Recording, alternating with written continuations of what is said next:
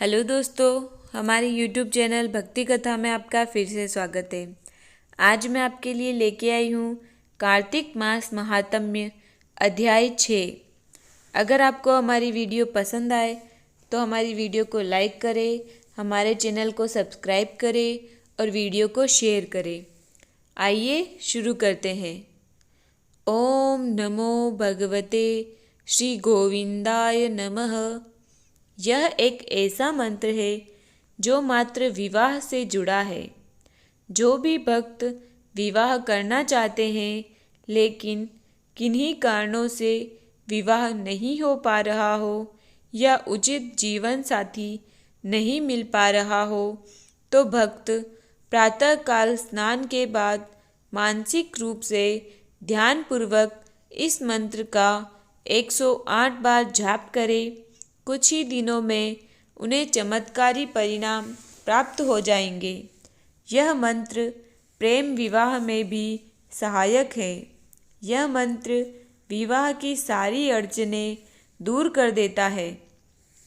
कार्तिक महात्म्य के पिछले अध्याय 5वें अध्याय में देवर्षि नारद ने शौच और दातुन की विधि बताई तथा मध्य रात्रि में भगवान के भजन कीर्तन अर्थात हरि जागरण का महत्व बताया। हमारा कर्तव्य बनता है कि हम हमारे शास्त्रों के ज्ञान को आधुनिक संदर्भों में उपयोग करें। हमारे शास्त्र महान ज्ञान से भरे पड़े हैं। हमारा रहन सहन कैसा हो, नित्य कर्म कैसे करें, सभी प्रकार का मार्गदर्शन हमारे शास्त्रों में दिया गया है। स्वच्छता और शुद्धता पर हमारे शास्त्रों में बहुत जोर दिया गया है। स्पष्ट बताया गया है कि स्वच्छ और शुद्ध, गंदगी और दुर्गंध रहित होंगे तो ही मंत्र फलदायी होंगे, अर्थात ब्रश करना आवश्यक बताया गया है। कार्तिक महात्म्य के पिछले अध्याय में महर्षि नारद ने कहा है कि श्राद्ध तिथि व व्रत के दिन दातुन न करे। प्रतिपदा, अमावस्या, नवमी, षष्ठी तिथियों और रविवार तथा चंद्र सूर्य ग्रहण के दिन भी दातुन न करे।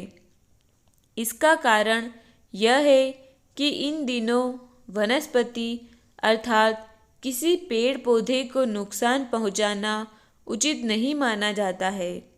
यही कारण है कि इन दिनों में दातुन करने से मना किया गया था, क्योंकि उस जमाने में किसी पेड़ पौधे से डंठल तोड़कर उसका दातुन बनाया जाता था।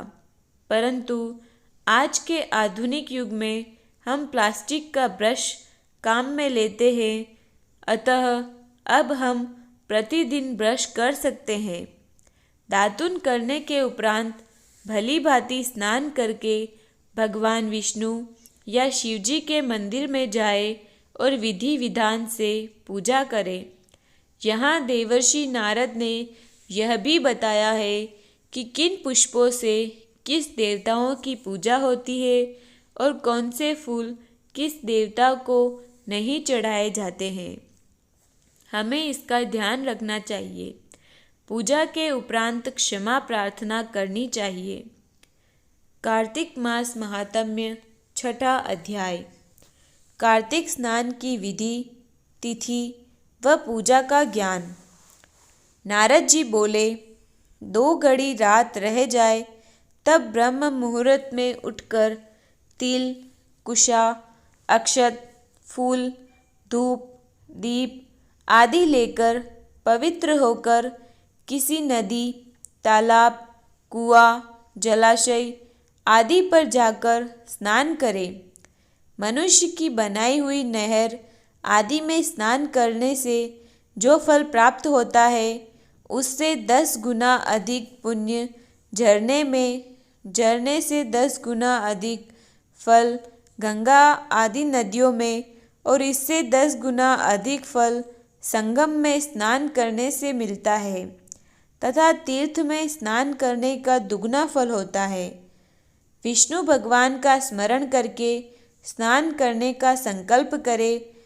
तीर्थ तथा देवता आदि को क्रम से मंत्र बोलकर अर्घ्यादि दे।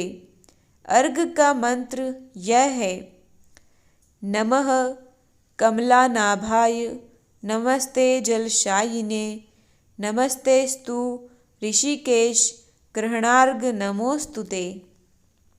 कमलनाभ भगवान को नमस्कार है। जलशाही भगवान को मेरा नमस्कार है। हे ऋषिकेश, तुम मेरे अर्घ को ग्रहण करो, आपको मेरा नमस्कार है।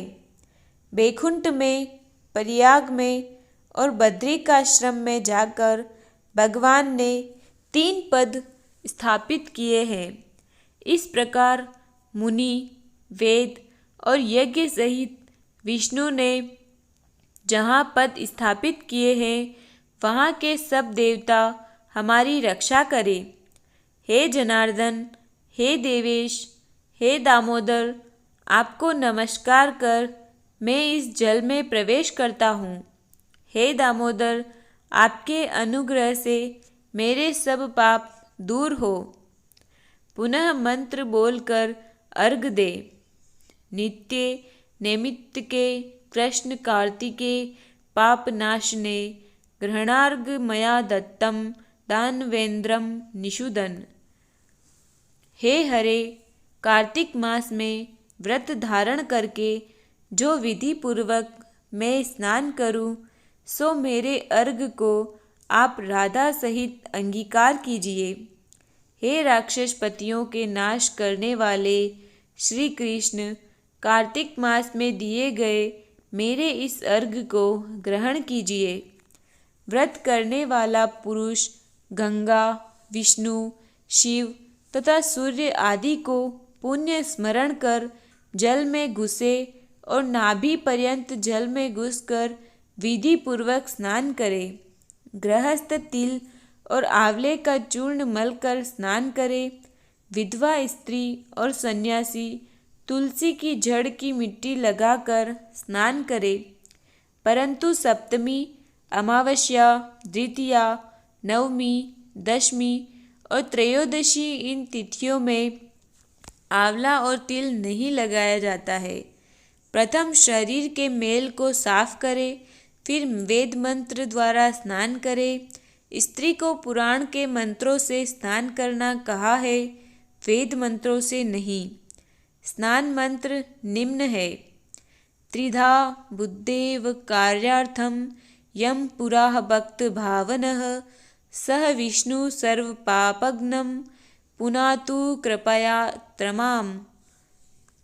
भक्त भावन जिन प्रभु ने देवताओं के कार्य के निमित्त 3 प्रकार का रूप धारण किया था, वे पापनाशक प्रभु कृपा करके मुझे पवित्र करे। जो विष्णु की आज्ञा से इंद्र सहित सब देवता कार्तिक के स्नान करने वालों की रक्षा करते हैं, वे मेरी रक्षा करें। बीज रहस्य और यज्ञ सहित सब वेद मंत्र तथा कश्यप आदि सब मुनि और देवता मुझे पवित्र करें। गंगा जी आदि नदी, तीर्थ और सप्त सागर के साथ नदी एवं तालाब मुझे पवित्र करें। अदिति आदि पतिव्रताएं, यक्ष, सिद्ध, सर्प, त्रिलोकी की औषधि और पर्वत मुझे कल्याणकारी हो। व्रती मनुष्य इस प्रकार स्नान करके हाथ में पवित्री धारण कर देव, ऋषि और पितरों का तर्पण करे। कार्तिक के महीने में पितृ तर्पण करते समय जितने तिल तर्पण में होते हैं, उतने ही वर्ष पितर स्वर्ग में वास करते हैं।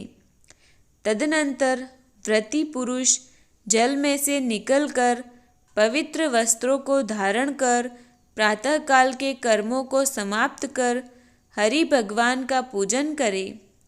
तीर्थ और देवताओं को स्मरण करके भक्तिपूर्वक गंध, पुष्प और फलों से अर्घ्य प्रदान करे। अर्घ मंत्र। व्रतिनः कार्तिके मासी स्त्रातस्य विधिवमं ग्रहणार्घ मया दत्तम राधया सहितो हरे। जो मैंने विधि पूर्वक कार्तिक मास में स्नान किया है, सो मेरे इस दिए हुए अर्घ को दे। हरे राधिका सहित आप ग्रहण कीजिए। पश्चात वेद पाठी ब्राह्मणों का पूजन करे। गंध पुष्प और तांबूल चढ़ाकर बार बार नमस्कार करे, क्योंकि ब्राह्मणों के दक्षिण चरण में तीर्थ और मुख से वेद रहते हैं। अतः उनकी पूजा करने से भगवान प्रसन्न होते हैं। पृथ्वी पर ब्राह्मण विष्णु के रूप है, इसलिए अपना कल्याण चाहने वाले कदापि इनका अपमान और विरोध ना करें।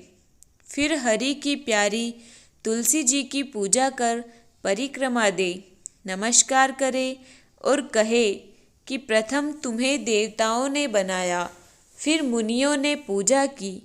हे हरि प्रिय, तुम मेरे पापों का हरण करो। फिर स्थिर चित्त से पुराणोक्त हरि कथाओं को श्रवण करे तथा भक्तिपूर्वक उन ब्राह्मणों का पूजन करे जिन्होंने आपके लिए कथाओं को गाया या सुनाया है। भक्तिपूर्वक पूर्वोक्त विधियों को करने वाला नारायण की सालोक्यता को प्राप्त होता है। रोग और पातका को हरने वाला, उत्तम बुद्धि, पुत्र और धन तथा मुक्ति को देने वाला विष्णु भगवान के प्यारे कार्तिक के व्रत के सिवाय और कोई व्रत नहीं है। अब आगे का वृत्तांत 7वें अध्याय में सुने। इति श्री कार्तिक मास महात्म्य षष्ठम अध्याय संपूर्ण। जय श्री कृष्ण।